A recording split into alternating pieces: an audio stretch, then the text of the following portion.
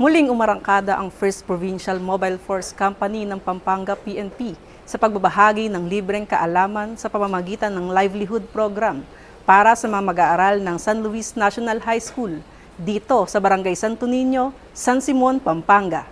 Naging matagumpay ang aktibidad sa pamumuno ni Police Lieutenant Colonel Michael Masangkay, Force Commander ng 1st PMFC ng Pampanga PNP, at sa pakikipagtulungan ng mga tauhan ng San Simon Municipal Police Station sa ilalim ng pamumuno ni Police Major Narciso Zingalawa Jr., Chief of Police.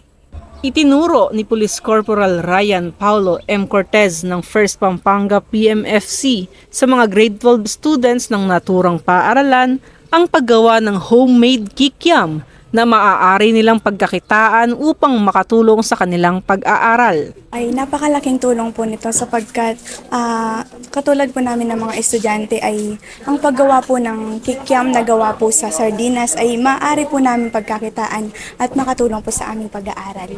Ipinaabot din ng mga mag-aaral na nakilahok ang kanilang pasasalamat sa isinagawang aktibidad ng mga kapulisan.